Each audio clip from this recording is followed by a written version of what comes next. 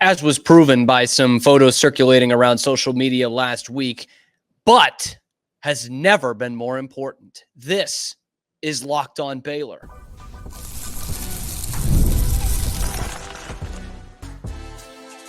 You are Locked On Baylor, your daily podcast on the Baylor Bears. Part of the Locked On Podcast Network, your team every day. Hey there, Bears fans. Welcome to another episode of Locked On Baylor, part of the Locked On Podcast Network, where it is your team every day. I am your host, Cam Stewart of ESPN Central Texas and The Cam Show on Rogue Media Sports Network. Today's episode is brought to you by Gametime. Yes, but is very important. Of course, I'm talking about the Butt Bowl. I don't know what you guys are talking about. BU and TT. Baylor and Texas Tech. That is our next stop on the Big 12 Truck Stop Preseason Tour of 2024. I've got Chris Level from Locked On Texas Tech joining us in just a minute, and we are talking about Joey McGuire, the former Baylor coach, and his expectations in year 3 out in Lubbock, whether they are going to have the offensive firepower to be a dark horse in this conference like they were thought to be last year. They're getting written off this year, just like Baylor. And we will talk about the importance of this game, Baylor and Texas Tech, with this new conference, how it looks now with teams from Texas leaving the Big 12. How important is it to have this long-standing rivalry with a whole lot of people and coaches and players and fans going to both sides of this rivalry? How important that still is for those of us fans here in the Big 12. But this goes pretty long because Chris Level has got some great insight for us, so I don't want to delay it any further. Let's talk some butt. We have Chris Level of Locked On Texas Tech. You'll also hear him, of course, on the broadcast for Red Raiders football and basketball as well. And Chris, we are bearing down right now on the start of this football season. And take the temperature of Lubbock, and it's about 110 degrees most days. But taking the temperature of the Texas Tech fan base, this was a fan base that had high expectations, I think, going into last year, and still not an unsuccessful season, but maybe a bit of a letdown at the 7-6 record. So have expectations tempered in this 2024 season? Yeah, Cam, I think that's a great point. I think there were some expectations last year, and some of these came internally, but or the here in the city with the fan base and all these things. But a lot of these were, national, regional folks that were like, man, dark horse, like, look out, that could cause some problems. Right. Yeah. I mean, and so many folks were returning with this particular team last year. And that's what led people to believe, I mean, they got a shot. But unfortunately, as the past decade we've had lots of issues around here keeping a quarterback healthy. And that was the issue this past season. First of all, you get out of the gates at Wyoming, and it just doesn't go well. You come home and play an unbelievably good opponent in Oregon, and it just can't quite get over the hump. And so it just started this slow start kind of crept in, and then the quarterback injuries happen, and then you're thinking our pets' heads are falling off and all that. Having said all that, you finished strong, and you ended up with a winning record in the Big 12. You won several close games down the stretch, and you ended up in a bowl game and won it. So, Joey has had back-to-back winning records in the Big 12. He's won back-to-back bowl games, but it's just not what anybody wanted to sign up for, including him. They're ready to graduate from that. And with this particular team, it's younger and inexperienced, but very talented. I don't know what all that equals, but I would tell you that maybe it doesn't even matter if the quarterback gets hurt again. So that's kind of where you're at. But optimism, but clearly middle of the pack expectation externally, but they are still trying to talk about going to Arlington and winning. I mean, that's not going to change. And I think most programs are like that. And that is a good point that I should have mentioned. It really was a lot of people that were, had an eye on the Big 12 that were like, man, I like this Joey McGuire guy, and Baron Morton showed us some flashes, and boy, Taj Brooks is legit. This team could really make a run at it. I think I was saying the same thing last year. You know what I mean? And then you look at it and kind of how you laid it out there. 2 seasons into the Joey McGuire campaign, it's not like it's setting the world on fire, but if you look at the history of Tech, or I mean, Baylor falls into this category too, or TCU, first 2 years of a head coach being there and you're winning bowl games both times, that ain't a bad go of it through the first 2 years. And now he's starting to get his recruits coming in. They've, added to the stadium there. There's certainly some excitement to all those parts of the program. So I'll keep it with Joey McGuire, the former Baylor Bear, and a guy who is a huge hit on campus and really a huge hit wherever he goes. So you mentioned the expectations a little bit different, but he is always setting the bar very high. So how much has this Tech community really rallied around Joey McGuire and his vision for the Red Raiders? He's just such a good. I've often said this about coaches, especially this day and age, but so many times it's about fit. What you could take good coach and great job and put them together, and it just doesn't compute at times because one doesn't embrace the other, but Joey is an ideal fit here. He gets the people. He gets this job needed somebody that was going to pump some energy and excitement into it. I think that in the last 6 to 9 months during this offseason, Joey hasn't talked near as much about his team and the program as he did last year when everybody's wanting to interview and talk to him about being a dark horse and, man, you're going to start the season ranked and whatever it was. And I think they've tempered that a bit. And, most fan bases, there's some level of PTSD, okay, with whatever issues that certain programs have had around here. I think the more that people talk about one of these teams leading into a season, it's like usually the worse it goes. And often when you have your best years, it's when you were kind of off the radar a bit. So maybe on brand this year that they could be a bit more dangerous than everybody thinks because they're not being talked about as a league contender or anything like that. But Joey will never waver from that. And I can't imagine that most, any coaches, you break the huddle in these camps, Big 12 champs, that's the goal. Mm-hmm. And you speak these goals into existence. But I think that Joey, and they've been a bit more measured maybe this year. But he's got 100% support, administration, fan base, players, coach, all those things. They've recruited well.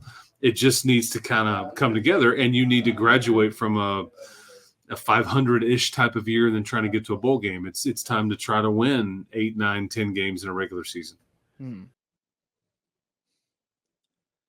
Today's episode of Locked On Baylor is brought to you by Gametime. It's the only place I go to buy tickets. There's so many reasons why. I go in there, I go in the app, I can see the view from my seats right away. They're not yanking me around with that, and they're not yanking me around on the price because the price I see is the all-in price, and that is the price I am going to pay. So anything that you need a ticket for, whether it's sports or comedy or theater, if you're a lot classier than me, Gametime is the only place to go for all of those reasons. It's also the best place for last minute tickets. You can save up to 60% buying last minute, and it's got the lowest price guarantee. Your Gametime is going to credit you 110% of the difference. So take the guesswork out of buying your tickets with Gametime. Download the Gametime app, create the account, use the code LOCKEDONCollege for $20 off your first purchase. Once again, create the account, redeem the code LOCKEDONCollege for $20 off. Download Gametime today. Last minute tickets, lowest prices, and of course, that is guaranteed. And also, today's episode is brought to you by FanDuel, America's #1 sportsbook. You've heard me say that time and time again. Well, we have something a little different for you because now through September 22nd, all FanDuel customers can bet $5 and get a 3-week free trial of NFL Sunday Ticket from YouTube and YouTube TV. Then, with a YouTube TV base plan, you're going to be able to watch every regular season Sunday afternoon out-of-market game. That's key for guys like me. All you need is a Google account, current form of payment, and you can cancel anytime. So just visit FanDuel.com/LockedOn. That's LOCKEDON to download America's #1 sportsbook. And in terms of, I guess, a strategic move from Joey, the way you talked about what he was talking about last year versus what he was talking about this year.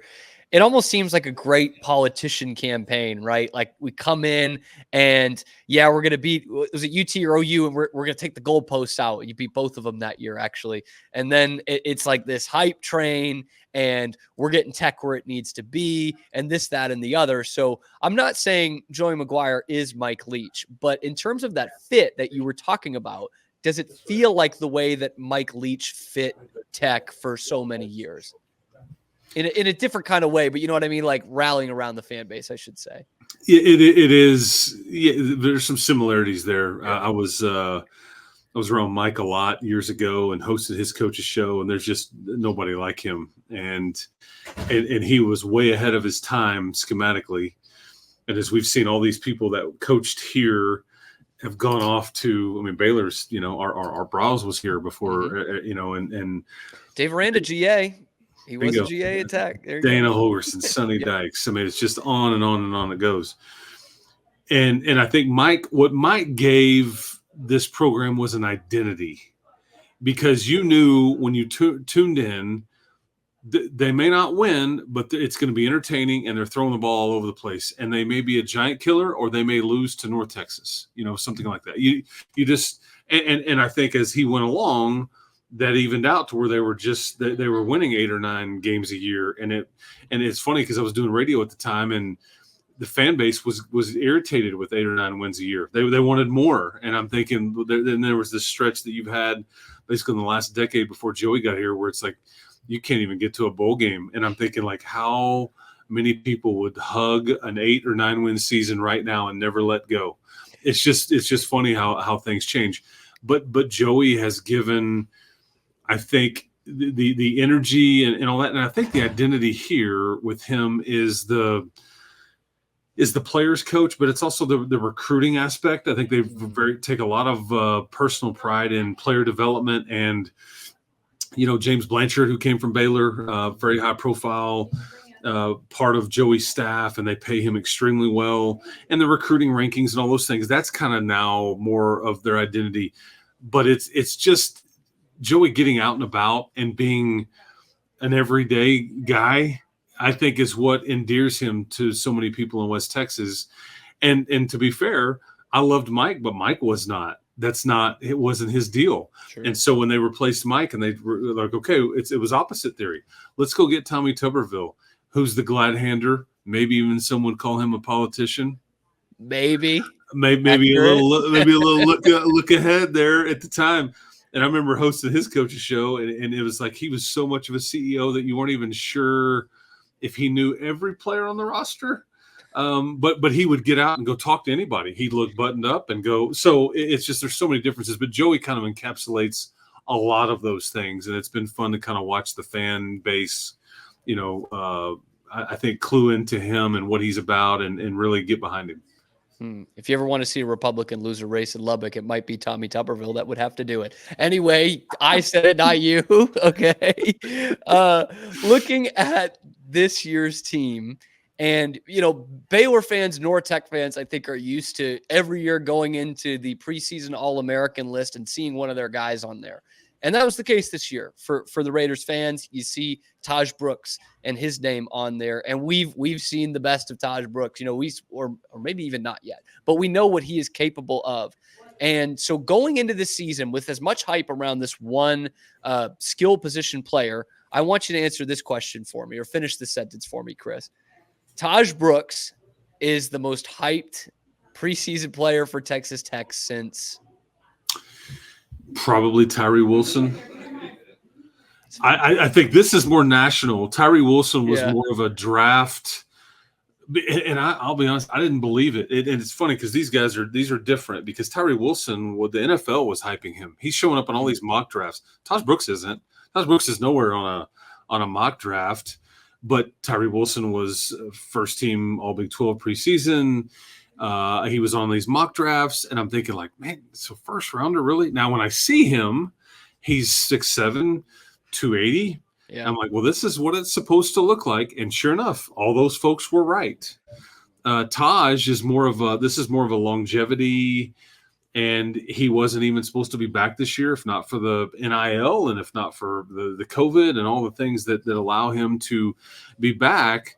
But, I mean, there is some hype here. And he's got a chance to break the all-time rushing record here at Texas Tech. Now, he'll have some more opportunities and games to do that in compared to passing up Byron Hanspard, who left after his junior year. But I think there is some hype here. But I think everybody here is well aware of Taj's. He's not Bijan Robinson. This isn't somebody that's going in the first round next year. This is a guy that can play in the NFL, but Taj doesn't have blazing speed. He's not this electric. He's just more of a great, and I don't throw that term around lightly, a great college player. You can't get him down with one guy. He's everything that you love about a student athlete. Smart, well-spoken, handles his business, model citizen for all the younger guys to look up to, but he just plays so hard. And I think that there is some hype there. And I think some people had issue with him being first team All Big 12 preseason, but I mean, those of us around here, it's like, man, he churned them out. It was the only offense they had last year. They didn't really even know what they were doing with it until late September, early October. And then it was like, feed the guy, just keep giving it to him. And the offensive line around here was not great.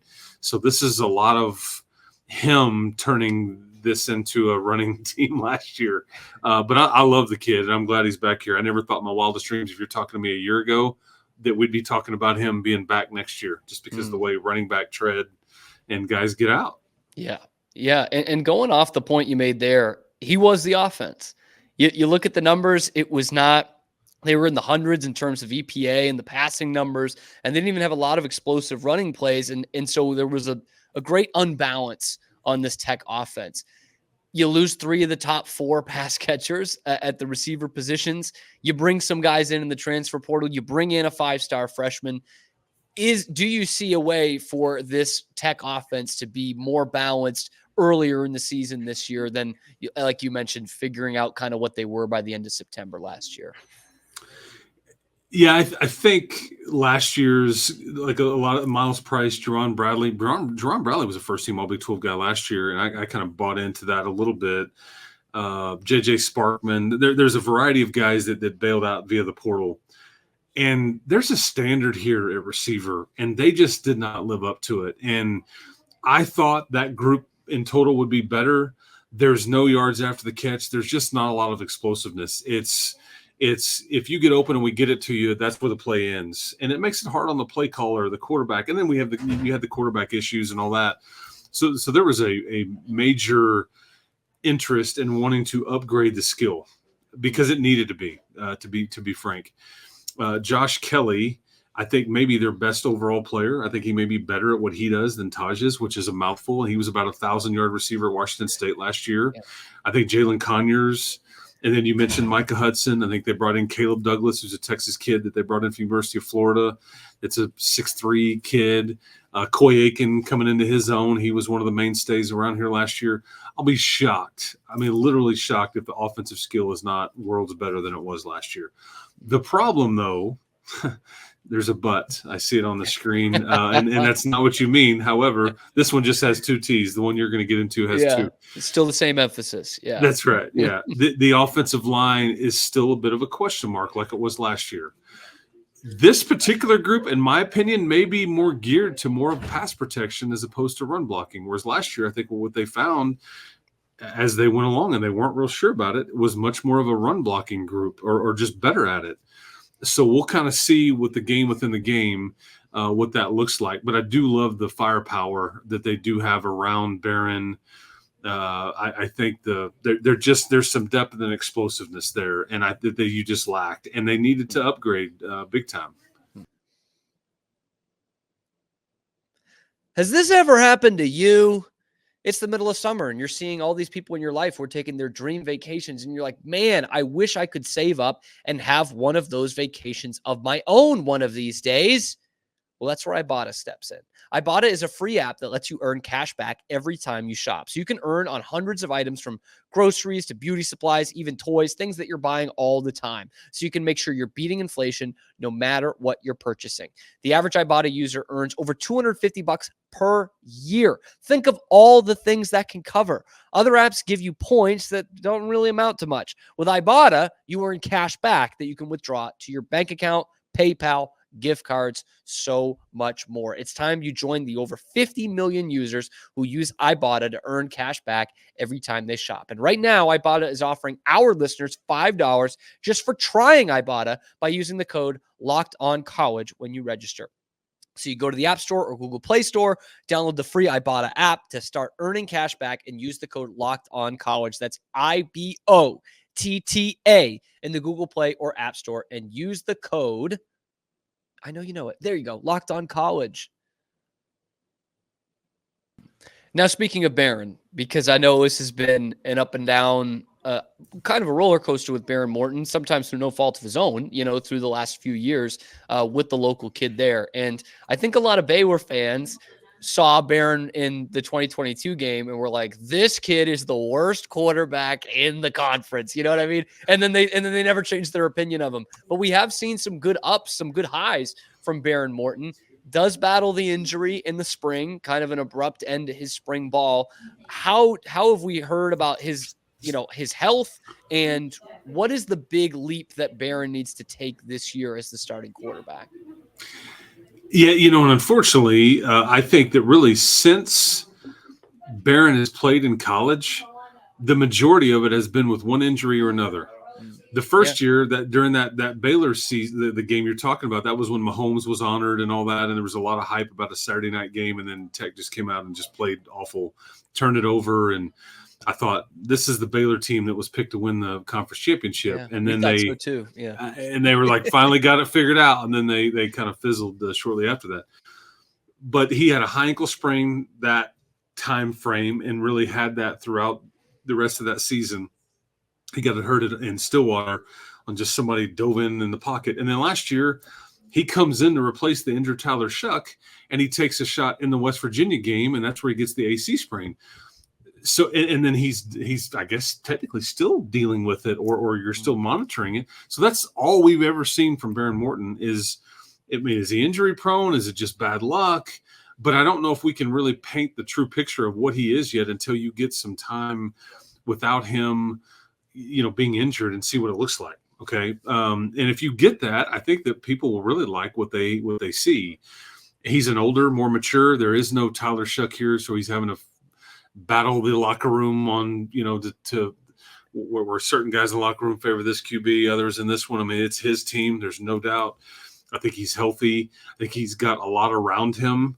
It's just a matter of that group up front. But I think Barron is got a chance to be, and he's very much under the radar too, as far as all these QBs. I mean, Daquan Finn in Waco, and then you Cam Rising, Jalen Daniels, Garrett Green.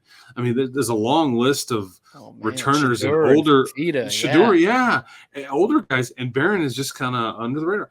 But he was a very highly recruited player. This is a very talented player. So we'll just kind of see what this looks like now that he can throw again. He's got some juice in that shoulder of his. And we did touch a little bit on Micah Hudson. That's a kid who comes in as, by some accounts, the best prospect that Tech has ever gotten. Central Texas kid down in Temple playing for Lake Belton. I got to see him play in high school as well. I mean, they have been talking about him the last year or so as a Sunday player, let alone a Saturday player. He comes in, he's bought into what Joey McGuire has and the community around Tech. And this summer, Joey says, we could see him contributing right away.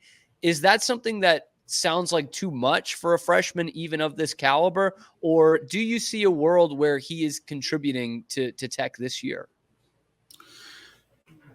They're almost going to force that, I think, at some level. I mean, I think that they want to get him involved and get, and it's a different era. You want to keep kids engaged. You don't, and I think the thing with Micah though is that he's a bit more mature than most freshmen. Sure. He's wired differently. And I think Joey has said some things publicly about him, knowing this kid can handle it. He's not going to, let it go to his head, or he's not going to do this or that. And I think that's why they liked him in general, because he was in high school and he's a superstar. He's got a job. He's got all these things. He just really takes care of his business. He was bringing out the jugs machines at the practice I was at. He was the senior and the number one recruit in Texas, and he was doing that. Yeah. And I think that's a great story. That's a great antidote right there, because that's just why they liked him so much. And they will I don't know if the right word is manufacture, but they will manufacture some touches, I think, as he gets going. If it's not, just an organic part of the offense, I think that, he's a jet sweep guy. I think that, like Josh Kelly, Joey and Zach Kitley want to take like guys like Josh Kelly and Micah Hudson and really put them everywhere. Outside receiver, inside receiver. Maybe we line you up in the backfield a little bit. Maybe we do, some different things. And I think that Joey's even talked about, I love that Micah can learn from a guy like Josh, because that's who Josh is. He's an older version of what we think Micah will be. And so, but, there's a lot of expectation and hype. This is what comes with a prospect ranking. And this is the first time the Red Raiders have ever signed one of these out of high school. You've had several others that you ended up the second time or at a junior college or whatever, but never a pure, because there's not that many of them each year. Right. Usually they're all going to that school in Austin or something, and then they fail to achieve, the greater heights or whatever. But anyway, I'm excited to see what he can do. It's his maturity level that I think excites people the most. And we talked about through this interview, you expect more out of the offense in terms of a balance and maybe some firepower there. Still some questions on the offensive line. So what is the biggest part of this team that needs to improve in order for Tech to take that next step? Is there still a big vulnerability there that you're looking to see turned around? The biggest three questions, you could take them in any order you want. The biggest three questions with their team on paper, and some of this is an intangible, but it's QB health. Okay, so that could be one. And then it's the O-line. It just hasn't been good enough here in recent years. Because there was a stretch here, man, where you're churning out guys to the NFL, and they were playing in Super Bowls. I mean, Louis Vasquez, Manny Ramirez, whenever Peyton Manning was playing for the Broncos. I mean, there's just there was a stretch where they really had a good run of offensive linemen. LaRaven Clark was back in the Tuberville era, and he went to the NFL. Adrian Waddle, Adrian Waddle, yeah, absolutely. Had to put him there. Yeah. And it hasn't been as good as you needed to be. So that's and whether you tie that into the QB health or not, but that's like kind of 1 and 1A. The other thing about this particular team too is that I think they're much deeper and maybe even faster on defense in general. I think there's some discussion that they may play 20 plus guys in a game because they don't have the alpha. There is not a Jordan Brooks. There's not a Tyree Wilson. There's not a guy that's just going to be first team all conference or a draft pick. But from 1 to 22, there's not a lot of difference, and I think they feel good about the depth. The problem, though, is the inexperience. There's a lot of newness here, whether it be in this program or just college football in general, and that makes you a little nervous, is busted coverage or missed assignment. But you are protected by injury, and I think you can keep guys fresher by playing more of them. But that's kind of where it's at. And then if you want to get into some other stuff, and this goes for everybody, but this is what's ultimately going to decide the league race, Kim, is one-score games. What have we seen this summer? Like 42% of the Big 12 games were decided by one score or less in the last year or two. So Joey was 4-0 in year one, and it's, but like you mentioned, OU in Texas, you beat Houston. This is crazy. The analytics party was going on and everything. You're just like winning all these overtime games. Last year, you lost your first three. Your first three losses were all by one score or less, and then you ended up winning the last 3 games of the year that you won by one score. So you ended up being 3-3. So which team is it? If you go 4-0 in your one score games, you're gonna have a chance to win the league title. If you go 3-3 or 500 or whatever, probably not. Yeah. So being better in the close ones, figuring out ways to put games away or not, committing as many turnovers, whatever we all want to get into that decides a one-score game. I liked the 2 years ago version of the one-score output for Texas Tech as opposed to last year, but that's kind of what it comes down to. So much parity in this league, and I love it, but it's going to come down to a few plays here or there, or a key turnover, or a key takeaway. Yeah, it is great, and it makes it a hellscape in a lot of ways. Chris, I got one more question for you because you've been so generous with your time, and we're pushing up against it.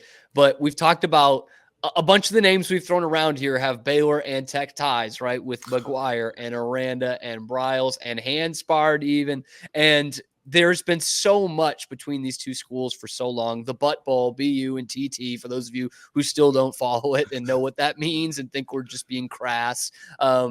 And now without UT in the conference, the enemy of my enemy is my friend. We've been on that plane for a long time. So without UT and to a certain extent OU, that changes a lot of looks of the rivalries in this conference. And both fan bases will agree, Tech is not our biggest rival. We are not Tech's biggest rival, but there is some animosity there. And with those quote unquote big guys out of the conference, what do these kind of matchups mean for the Big 12? These long-standing traditions with a lot of overlap, like Baylor and Tech and TCU and Tech. How important are these games for the new structure of this conference? What I think the league lacks now is relevancy nationally. I think that there needs to be more of a care factor because I think that's why losing Oklahoma and Texas and A&M years ago was so hard for the Tech fan, because I really want to beat those guys. It hurts to lose to them, but man, is it fun to beat those guys when you can, and it matters, and people pay attention. And I think, the Tech Baylor, Tech Oklahoma State, Tech TCU, these games need to mean something more. And because this is what you've got. This is what you have right now. And I don't really envision it changing. And I don't know if Houston can work their way into this kind of little,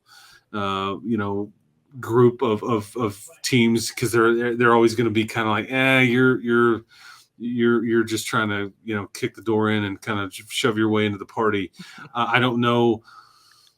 I'm trying to think of who else, but there's regionality here, and that's what we all got away from in a lot of the realignment stuff. And thankfully for the Big 12, I think the Arizona schools, Colorado, former Big 12 member, some of that does make sense. Texas Tech used to be in a conference with the Arizona schools, the border conference way back in the day. Oh yeah. And so I think there's some, familiarity there, and it's not too far of a flight. I mean, some of this lunacy of USC playing Rutgers and whatnot, it maybe looked good on paper, and yeah, you're cashing a giant check. In reality, the execution of some of this is going on is just nuts. Thankfully, the Big 12 is not that in most cases. Yeah. I think that's why, maybe West Virginia is, if the ACC blows up, they're like, hey, there's a lot of teams out here, man. Let's add some of these folks. Pretty close. Virginia Tech and, Louisville and everybody else. Yeah. But, Pitt. But I do, it needs to matter. I hope that, and it's okay to hate each other, and to really care if you're Tech and Baylor and Tech, or TCU and Oklahoma State thing, because you're all you've got. I mean, and nobody's really replacing that. Unfortunately, that's just where we're at. So I hope that people, sink their teeth into some of these games. And we've had you had the butt fumble. Okay. Speaking of the illegal snap or whatever it was, we had the 63-yard field goal. A couple years ago, Jonathan Garibay. There's been some great games between these two teams, and some drama and all the things. And in fact, a couple of my radio buddies who I work with, John Harris and Brian Jensen, got suspended after that 63-yard field goal, that was against Iowa State. I'm sorry. I'm thinking of a different one. I'm thinking of when the week before Baylor game. It was yes. And Sir Roderick Thompson, when Matt Wells was here, he runs down and slides at the 1 yard line and in thinking, just score, man, just score. But they wanted to set up the game-winning field goal and milk the time off the clock. So that's what I was thinking of. But anyway, there's just been a lot of good drama between these two teams, and I hope it continues. And I don't mind it if they played it in Arlington. I know some don't like that, but I didn't mind it. But it is fun having these games on campuses too. Yeah, Chris Level, half of the great Locked On Texas Tech podcast with Casey Cowan, one of the premier Locked On podcasts on our network. Chris, thanks so much for joining on the show today, and best of luck to the Red Raiders this season, all but that 1 week. Hey, man, keep hope alive. I appreciate the time. You do great work yourself. We enjoyed having you on our show a few weeks ago or whatever it was, and keep crushing it. Sick 'em Bears or whatever I'm supposed to say. Guns up. I wasn't going to make you do that. Yeah, guns up, all that good stuff. So, yeah, we're all one happy family, right? Yes, yeah. Hateful Eight. We are still part of it. Yes, that's right.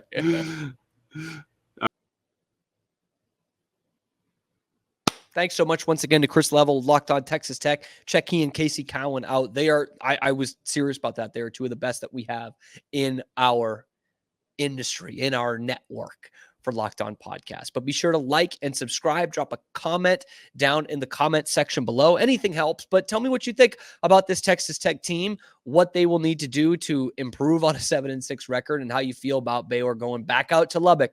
Felt like they got away with one last time, even though they played really well. That's not an easy place to go and win, and what this rivalry means to you. Drop that down in the comments below. Again, like, subscribe, hit that notification bell for whenever we drop podcasts here on YouTube or wherever you get your podcast. Thank you so much for making it your first listen today and every day. We will see you tomorrow on your favorite program, Locked On Baylor.